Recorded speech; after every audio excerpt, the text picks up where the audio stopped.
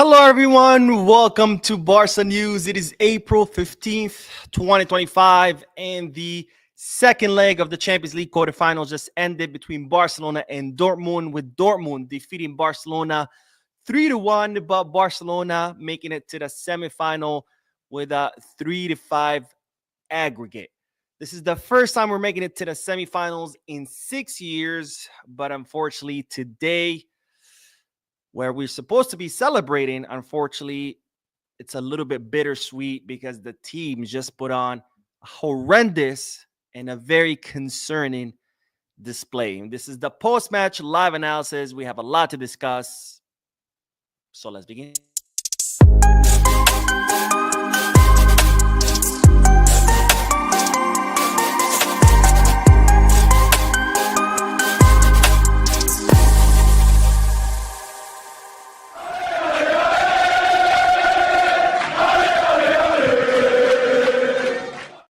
Hello, everyone. Welcome to the channel. My name is Mo, and this is the post-match live analysis where we analyze Barcelona matches as soon as they end, and we also get to interact with you lovely people in the chat section by reading your comments, answering your questions, and getting the discussion going. This is not to be confused with the Barca News podcast, where we discuss Barcelona news and where I also get to interact with you lovely people in the chat section. Having said all that, make sure to hit the like button, subscribe to the channel, drop a comment. If you are looking for any Barcelona jerseys or merchandise, make sure to Goal Kids, Kid Bag, or Fanatics. If you are looking to place any sports bets, make sure to bet us. All links are down below in the description. You click on them, you get access to some pretty cool deals and offers. All right, let's talk about the match today because, ladies and gentlemen, Barcelona just lost to Dortmund 3-1 in Germany in the second leg of the Champions League, or the quarterfinals of the Champions League, ending our undefeated streak, because so far in 2025, Barcelona had not lost a single match in all competition, whether it be La Liga, the Copa del Rey, or the Champions League. So today's defeat marks the end of the undefeated streak of Barcelona in the year 2025 and ends Hansi Flick's quest to set a historical record with the team. And this is a day that we are supposed to be celebrating because we are in the semifinals. Even though we lost this match, it was 5-3 on aggregate. And this is the first time we make it to the semifinals in 6 years. The last time we made it to the semifinals was in 2018. And again, we were supposed to be celebrating, but instead it's a bittersweet day because today the team put on a horrendous display, but more importantly, a concerning display, because it's not about the loss. Going into this match, having won 4-0 during the first leg, this match was pretty much a formality. We could have lost, we could have drawn, we could have won by a 1-goal difference. It wouldn't have mattered. We were going to go through anyway. And again, I don't care about the loss itself, but what I do care about is how the loss happened, because the way this loss happened was with the team putting on a horrendous display. And this is very, very concerning because this is the third match in a row that Barcelona are putting on a bad display. Now, this was the worst one out of the three, but nonetheless, this is 3 matches where Barcelona are not playing well, where Barcelona are not the same team that we got used to all throughout the season. It started with the draw against Real Betis. Then we had the win against Leganés, where we got lucky. We won by an own goal. And today, once again, the own goal came to save us, because without Dortmund's own goal, this match could have definitely got out of control and got out of hand. And who knows, maybe Dortmund could have tied us, and maybe they can even beat us. But this was a very, very concerning display in a very important stretch of the season. This is the final stretch of the season. This is where trophies are won, and Barcelona are yet on their third concerning display. And Barcelona, I got to tell you this, if Barcelona repeat today's match, it's over. If Barcelona played another match like today in the semifinal, we will be eliminated. If Barcelona play again like today in the Copa del Rey final, you can kiss the Copa del Rey goodbye. If Barcelona repeat this display again in La Liga, Real Madrid could easily cut the distance and maybe even surpass us. And this is what's concerning about today's defeat. Again, it's not about the loss itself. Losing is part of the sport. Losing eventually happens. It's impossible to avoid defeat.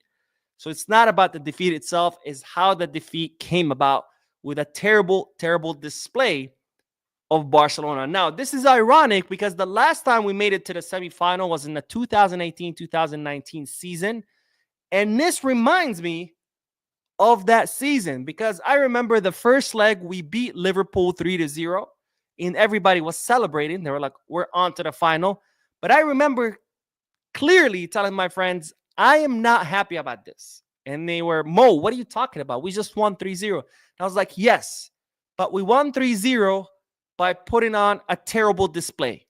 And if this display repeats itself in the second leg, we're not going to go through. And my friends, I remember like, Mo, you're crazy. You're just being, picky. You're just, being too anal, I guess. And I said, no, I'm not, because I did not like what I saw. And lo and behold, second leg, we go to Anfield. Liverpool score 4 goals. We get eliminated out of the semifinals, and Liverpool go on to win the Champions League. And today, I feel like that. Yes, we made it to the semifinal, but I'm very, very worried about this display because, again, if this display repeats itself, we are in deep, deep trouble. And this is what's concerning about the whole loss. Again, not the loss itself. And I hope this is a wake-up call to the team. I don't know if the team maybe are tired, or I don't know if the team got overconfident. They hadn't lost a single match all season. But hopefully this will be a wake-up call to the team to where you cannot repeat this display again during such an important phase of the season, the final stretch of the season, because you risk losing everything that Flick and the players have been working towards throughout the entire season. This display would be okay had we seen it at the beginning of the season, maybe midway through the season, but in this final stretch, this is not good news. And again, I really hope that this is a wake-up call to the players because this cannot happen again. Now, don't get me wrong. I'm happy that we made it to the semifinals, but this cannot happen again. Today's Barcelona was absolutely abysmal. It was a weak team, a team that could not control the match. From the first minute, the players came out asleep. Dortmund were completely dominant. They scored the first goal as a result of their dominance. Barcelona improved a little bit, but did not improve enough to where it gave me any kinds of comfort throughout the entire 90 minutes because this team was exposed left and right. The players were not up to par. They were not playing together. They were leaving way too much space between them, and there was absolutely no cohesion. And this was a very, very concerning display. And if this would have happened against Inter Milan, against Bayern Munich, against PSG, against Arsenal, you bet your ass that they would have scored 4, 5, maybe even 6 goals. We were lucky that we were playing against this version of Dortmund, a Dortmund that's 8th in the Bundesliga, a Dortmund that simply does not have the firepower of some of the biggest clubs in Europe. And again, I really hope that this was a wake-up call because this was not good. And this is a day that we're all supposed to be here celebrating, that we're making it to the semifinal, but instead I'm sitting here thinking, what the hell did I just watch? Now, let's talk about specific names because there's a lot of names I want to call out today. This is the lineup that Hansi Flick chose with Szczesny on goal. Araujo replacing Inigo Martinez for rest purposes, I imagine. Jules Koundé, of course, Gerard Martin taking the place of Alejandro Balde, who's injured. Frankie de Jong with Gabi taking the place of Pedri, who also needed some rest. And then up front, we had, of course, Fermin Lopez in the place of Olmo, Yamal on the right, Raphinha on the left, and Robert Lewandowski in the middle. Let's start with Szczesny real quick because Szczesny made the same mistake that he made when he started playing for Barca. Once again, goes out 1v1 with a Dortmund attacker, takes down the player, causes a silly penalty. I don't know what's going on with Szczesny, but this is the 3rd or maybe the 4th time he's done this in his very short tenure at Barcelona. Now, I can forgive what Szczesny did with that penalty kick because at the end of the day, he had some pretty great saves, and he did save our ass because we could have had another 2-3 goals against us. So I'm not going to be too hard on Szczesny because, again, he made up for his mistake. Ronald Araujo, though. Ronald Araujo is becoming a huge, huge problem for Barcelona. This is not the same Ronald Araujo from last season. This is not the Ronald Araujo from previous seasons. This is a Ronald Araujo that not only is not up to par, but now is becoming a liability. Because time and time again, every time Barcelona were in trouble, there is Ronald Araujo in the replay. Starting with one of Dortmund's goals, where he clears the ball and pretty much assists the Dortmund attacker. And that is also concerning because, look, mistakes happen. I get it. But clearing the ball to the middle of the box is defending 101. This is something you learn when you are 5, 6 years old in the academy, that when you clear a ball, you don't clear it to the middle of the box because you run the risk that there's going to be an attacker there that you're going to be passing the ball to and they're going to score a goal. And that's exactly what happened with Araujo. This is defending 101. Mistakes happen, I understand. But this kind of mistake in a quarterfinal of the Champions League is absolutely unacceptable. Now, Cubarsí today was absolutely imperial. And I bring up Cubarsí because Cubarsí should not be the one who is being the imperial one. We're talking about Ronald Araujo, who's 25, 26 years old, who's a veteran, who's been playing for a long time. He is the one who's supposed to be the one we're talking about in good ways right now. Not Cubarsí, who's 18 years old and still learning. But yet, the roles are reversed. And we're talking about how great Cubarsí is and how terrible Ronald Araujo was. Now, from a negative note, we move on to a good note because Gerard Martin. Today, one of the very few players that I was happy with. Today, it was Gerard Martin's first test. We know Alejandro Valde is going to be out for the next 2-3 weeks. Gerard Martin is going to be covering for him. And today, I was very happy with what I saw from Gerard Martin. Now, don't get me wrong. He is no Alejandro Valde. He's never going to be Alejandro Valde. He doesn't pretend to be Alejandro Valde. But he did the job, and he did it well. And today, I was very happy with Gerard Martin. And I have the confidence that Gerard Martin is going to be able to cover the left back position until Valde is back. So very happy with Gerard Martin, happy with Cubarsí, incredibly disappointed with Araujo, and also with Jules Koundé. Not as much with Koundé as I am with Araujo, but Koundé, this is the second match where he's getting exposed. I don't know if it's exhaustion. Again, he hasn't stopped playing since November of 2023. I think this was his 101st or 102nd match in a row that he's played for club and country.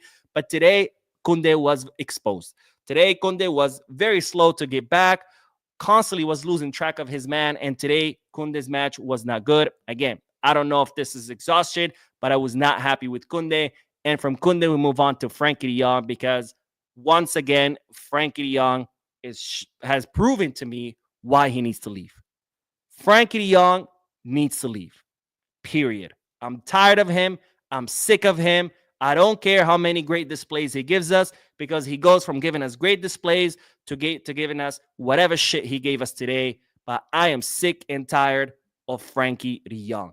Frenkie de Jong today, he is starting right next to Gabi, who that's not usually where he plays. So today was Frenkie de Jong's time to take control of the midfield, to impose his presence, to impose his dominance. And yet, that is not what Frenkie de Jong did. Today, Frenkie de Jong was incredibly soft.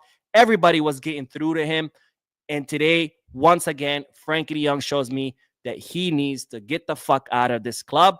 I'm sick and tired of him. We paid so much money to sign him. We've paid so much money on his salary. And today, he was supposed to step up. And once again, he did not. And this is a big problem because whenever Frenkie de Jong has had to step up, he has not.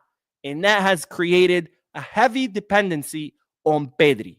Because up to the moment that Pedri came into the match, there was zero control in the midfield. Zero control. Pedri had to come on to restore the control of the midfield. And this is a problem. Because Frenkie de Jong is in his prime. He's 26 years old. He's been at Barcelona for 5 seasons now. He's a captain. He's getting paid as the best player in La Liga.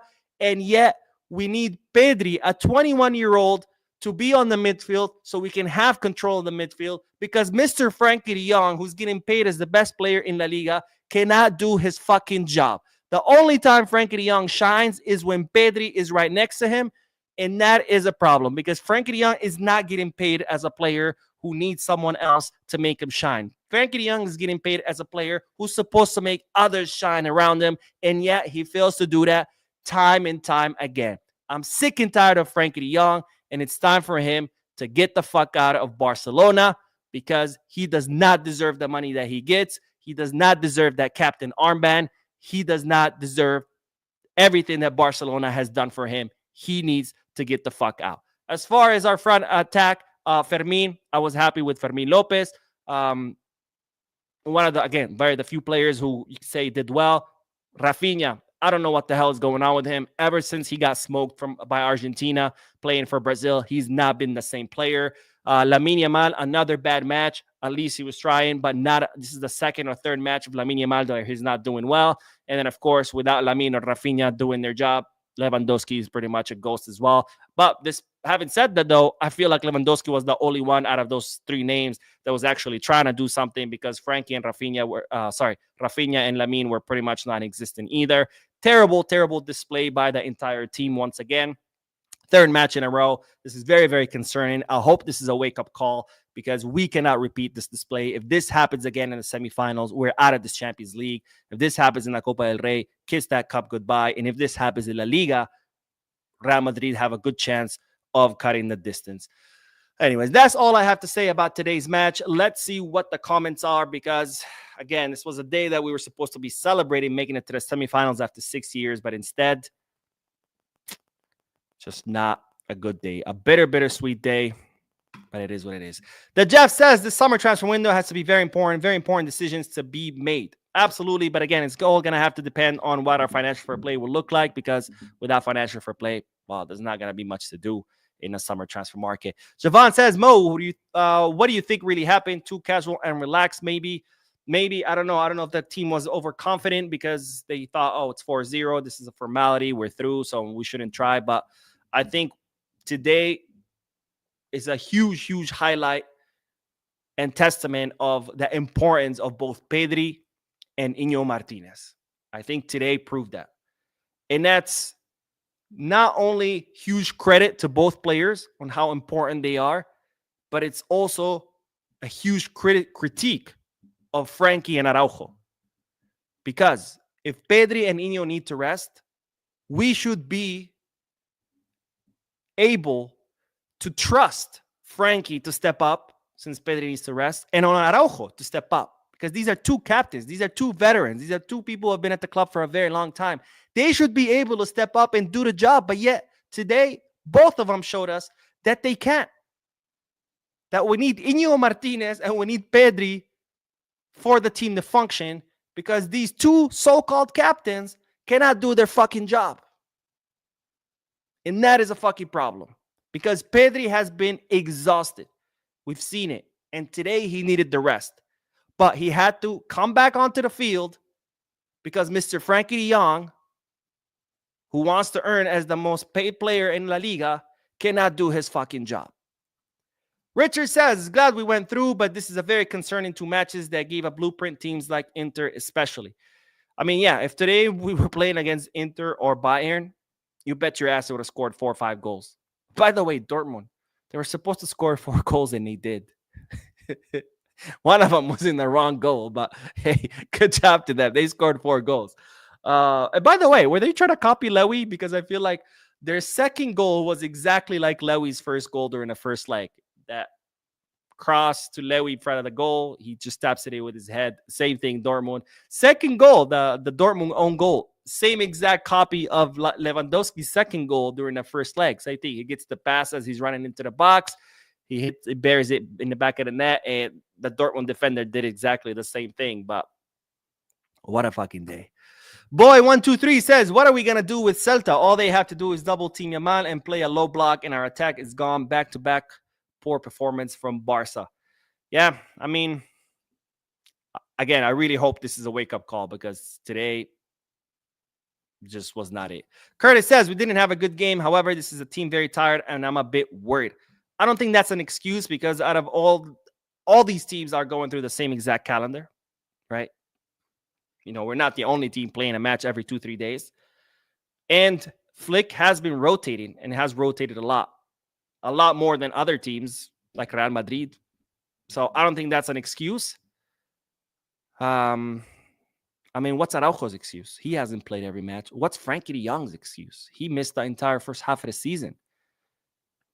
I know. Oh, we have donations. Sorry, guys. I totally missed the donations. Baby Scumbag with his donation says front three were horrible. Not sure what's happening. I'll tell you what's happening. Our midfield was gone today. We had no midfield. And Richard says, I'm done defending RA, all speed and strength, but no brains. Thought today was going to be Anfield again. It was looking like it. We were lucky that we were playing against this version of Dortmund, who are 8th in the Bundesliga and simply don't have the firepower that Liverpool had. So we got lucky, really. And we got lucky with that own goal, because without that own goal, because after that own goal, Dortmund actually kind of lost some of its intensity, because there was a huge blow to them. They had just scored 2 goals and they thought, hey, we got this. And then boom, an own goal that really hits you mentally speaking. And that kind of slowed them down for a good 10-15 minutes. And then they regained their motivation. So we got really lucky with A, that Dortmund doesn't have the firepower of some of the biggest clubs in Europe, and B, that they had their own goal that kind of slowed them down and gave us a more breathing time, right? But anyways, thank you, Richard, for your donation. And Baby Scumbag with his second donation today. Thank you so much, my friend, for always supporting the channel, or for your generosity. Baby Scumbag says, reports saying Barca looking for a midfielder and not a striker. Could it be look for Pedri sub? I think we need a striker. Lewy first touch is gone. I'm not aware of Barcelona looking for a midfielder. As far as I know it, midfield is not a priority because we have so many. The priority right now is the left wing and the right back. Those are the 2 main priorities. Left wing, because obviously we don't have anyone. And right back, because there's nobody to play in the place of Koundé. I mean, with the left back, we've seen that Gerard Martin can step up and replace Balde. Again, he's not as good as Balde. He's never going to be, or maybe who knows down the road, but he's not as good as Balde, but he can still do the job. We can't say the same about the right back. Hector 4 is just not there yet. Maybe he will be in the future, but as of today, Hector 4 just cannot be the sub of Koundé. Maybe against like really weak teams, but in an important matches, he can. And today we saw Gerard Martin, he can. He can be the sub for Balde in important matches. So right back and left wing, those are the 2 main priorities. I haven't heard anything about Barcelona targeting midfielders. Triple X says, I'll never rate Gabi. His homoerotics fans to him just don't want to accept that. He's not Barca level at all. Can't control games, can't play penetrating passes. Just I disagree with that. I think Gabi today, he didn't have his best of matches, but I think Gabi is very technically able. We've seen that he is able to combine with his teammates. He's able to make successful runs from the second line and score goals. He's just not a pivot. He's an attacking midfielder. He's an interior. He's not a holding midfielder. So, and you put him next to Frankie de Jong, who can't hold the midfield to save his own fucking life, even though that is his fucking job, then obviously you're going to get exposed. You're in a position that's not yours next to a guy who's not doing his fucking job. Of course, you're going to get exposed. We have another donation, Shin, who says, I got nothing. Well, thank you, my friend, for your generosity and for your donation. Yeah, I don't blame you for having nothing to say. I mean, I didn't know what the hell I was going to say before this live stream, because I was just sitting there in shock. Like, this was me the entire 90 minutes. Like, I had no reaction. I was like, what the fuck am I watching? Like, I wouldn't have cared if the team lost, because we were through. Had we lost, fine. But it's not the fact that we lost, is how we lost. Like, playing this this reminded me of the shabby days. Today's team reminded me of the shabby days. I was sitting there like, fuck, again? Like, we already went through this last season and the season before. We have to go through this again? Now, of course, this is just one match, but this is concerning because it's a match that's coming at the last stretch of the season. A stretch of the season where this team should be fully focused and looking to, win every match and play as best as they can, because this is the stretch of the season where trophies are won. I mean, there's not much matches left. There's only 7 matches in the Liga left. You fuck up 1 or 2 of those, it's it. It's over. They have no time to recover. We only have the final of the Copa del Rey. You fuck that up, that's it. There's no do-over. We're in the semifinals now. You mess up one of those matches, you're out. There's no room for error right now. Richard with another donation. Thank you so much, my friend, for your generosity. But Richard says, Mo, is it true Barca are done pursuing Nico? Thanks for your great work and honest analysis. No, not that I'm aware of. Barcelona still consider Nico as the most feasible option. You know, Deco's favorite option is Luis Diaz. Laporta's favorite option is Rafael Leao. But of course, the consensus is on Nico because Laporta might like Leao, but we know we can't afford him. Deco might like Luis Diaz, but we also know we can't afford him. Plus, Luis Diaz is 28. Nico Williams is much younger with a higher ceiling. Plus, Luis Diaz is not going to come to be Raphinha sub. So that's another thing. Nico Williams, he might accept to come here and be a sub at first and then eventually become a starter. But Luis Diaz is going to want to start on day one, right? You don't go from starting in Liverpool to be a bench warmer in Barcelona, right? So the consensus is on Nico. He's the most affordable option. He's the youngest option. He's the one with the most high ceiling. He's someone who's already been playing in La Liga, so he doesn't have to adapt to the league. And is someone who's played with many of the Barcelona players, so he doesn't have to adapt to his teammates. You can't say the same about Luis Diaz or Leao, right? But thank you guys. Thank you guys for your donations. That's very, very, very generous of you. And my man Klaus, who says it was embarrassing and concerning. 100% agree with you. Let's see. Veronica says Coutinho has a very bad judgment sometimes. Coutinho has not been Coutinho since the winter break. He's been, sorry, not winter break, in FIFA international break. Coutinho has reverted back to Raphinha, the Raphinha from last season. And this is why we need a left winger, because as great as Raphinha has been doing this season, Raphinha is not really a player that's technically gifted. I think we could all agree on that. You know, he's Lamine Yamal is a player that's technically gifted, right? Someone who can dribble, who has flair, who can do things that most players can't. Raphinha is not that guy. Raphinha succeeds because he's a hard worker, right? He lacks in talent. What he lacks in talent, he makes up in intensity and hard work and work ethic. Now, that can work, and we've seen it work because Raphinha has had a great season so far. But when does it not work? It does not work when the team is not doing well, right? Because since Raphinha is not technically gifted, he's not a player that can make a difference like Lamine. Lamine could be having a bad match and still in one play or one pass can change the outcome of the match, right? Raphinha, if he's having a bad match, it's over. And that's obviously a problem. And this is why we need a left winger who is technically gifted. Now, again, this is not to take away from what Raphinha has accomplished, because this season his numbers are Ballon d'Or numbers, like straightforward. Nobody can deny that. But I think we could all see Raphinha's deficiencies, unfortunately. And those deficiencies are starting to hunt him, to weigh him down during this last stretch of the season. Hopefully he can shake it off. He can go back to being Coutinho that we've seen all season. But right now it's not looking good. Bisca Michael says, Mo, do you think Flick did the right change subs? I think he should have started Pedri. No. Pedri's exhausted. I think we've seen Pedri so tired in the last few matches. So I think it was the right call to rest him. Because, of course, Flick thought, hey, I have Frankie de Jong. He's a captain. He's 26. He's in his prime. He has a lot of experience. He's supposed to be this huge, one of the best midfielders in the world. So, you know, as a coach, that makes 100% sense. Let me rest Pedri. I'm sure Frankie will step up. But I don't think Flick has seen the Frankie that we've seen during the last 4 or 5 seasons. A Frankie that's a fucking flop. Simple as that. Oh, we have another donation.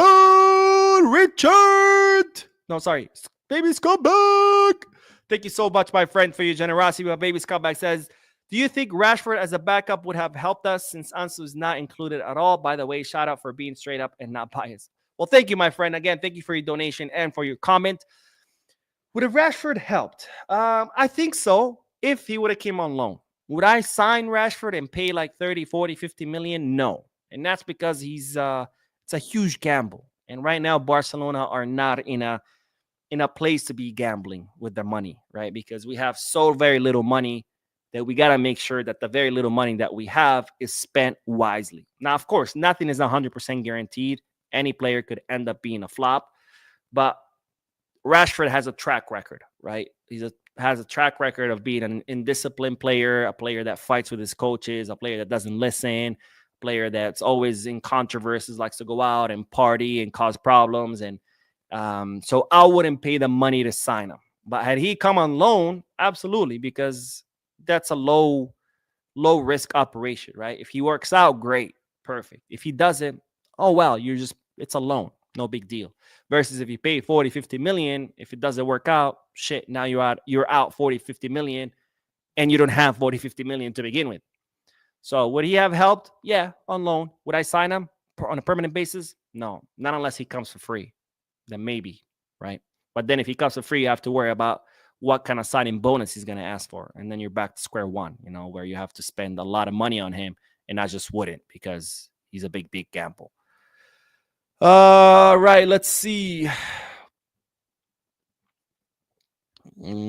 Richard says, Mo, you're spot on and cooking about Frankie. He wants to continue to get paid like a player who steps up but doesn't do when we needed him to do so. Absolutely, my friend. Again, the only times Frankie has shined is because Pedri made him shine. Every time he's been asked to step up and be the leader in the midfield, he's just failed and has failed miserably.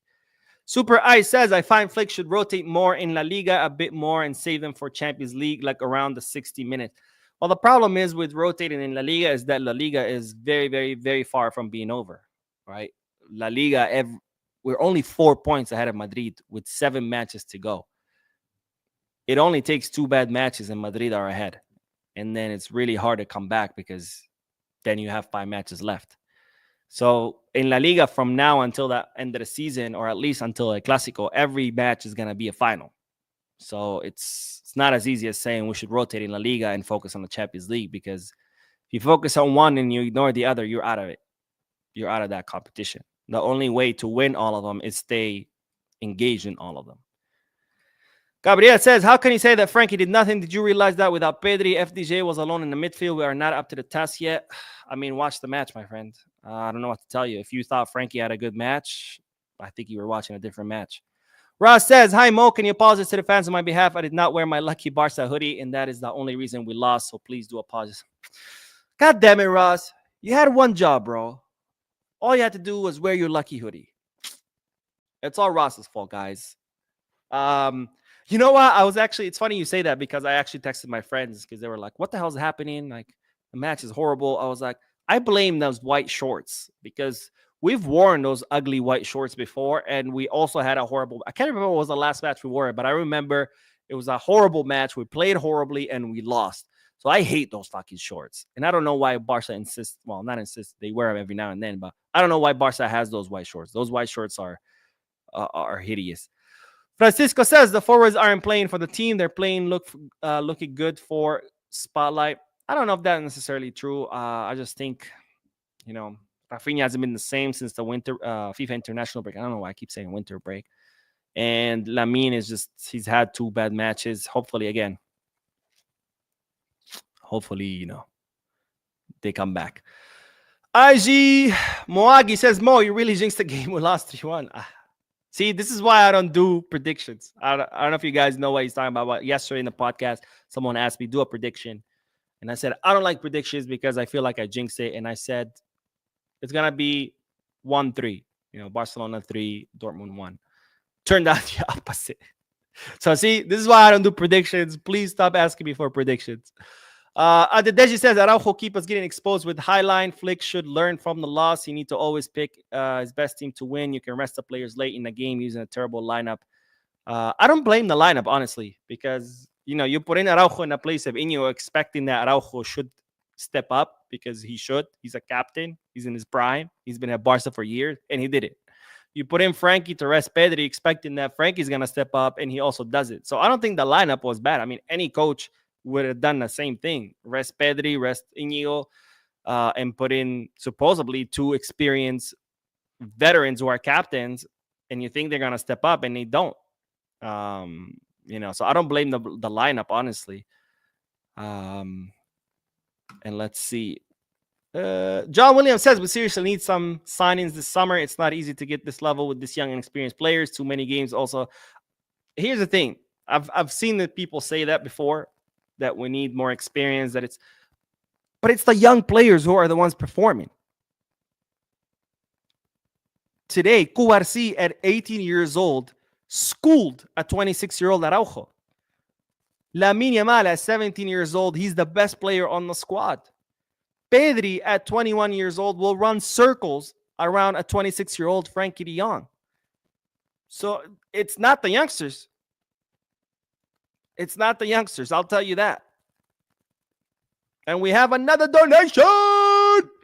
Shin with another donation says, looking forward to see the video on the bullshit Mbappe ruling. Oh, man, don't get me even started, bro. Don't get me even started. But thank you, my friend. Thank you for your donation. And Ross says, agreed on the shorts. Nah, you're just trying to take away the responsibility from not wearing your hoodie. I see what you're doing. I see what you're doing. Barca Forever says, relieve we should sell Araujo and keep Christensen. Honestly, I don't know about Christensen. I'm for selling Araujo.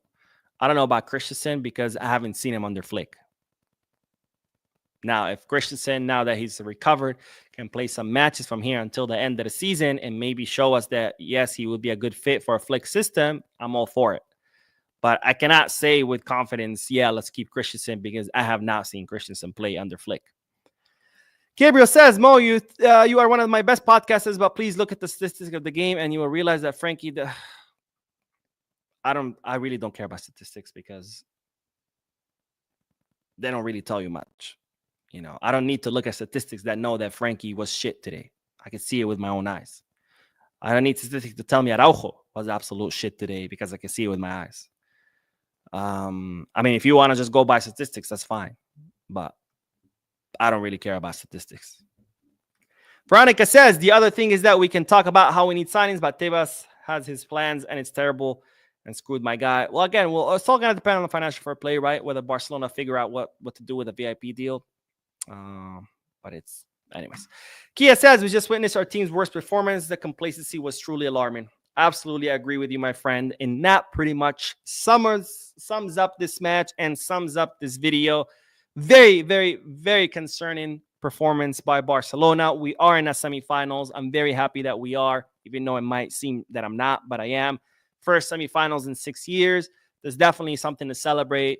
But if this team repeats this performance, you can kiss the season goodbye. So hopefully today was a wake-up call for the players, because this performance cannot be repeated. And I guess if we want to look at the silver lining, maybe this was if Barcelona had one bad performance that they needed to get out the way before the end of the season, this was definitely the match to do it, because we were already almost through. So maybe that's the silver lining here. Maybe the players just needed to get this bad match out of the way, and they did it, and today was the day to do it because we still qualified. But this cannot happen again. If this happens in a semifinal against Inter or Bayern, we're cooked. If this happens in the final against Real Madrid, we're cooked. If this happens in La Liga, we're cooked. So hopefully they got it out the way, and hopefully they won't repeat this performance again, because this is a very, very, very critical stage of the season. This is it. This is where trophies are either won or lost. And this team cannot do this, what they did today. Anyways, thank you guys so much for tuning in. Thank you for your comments, your likes, your subscriptions, and your incredibly generous donations. I will be doing news videos later tonight, so stay tuned to the channel. I will see you in those videos.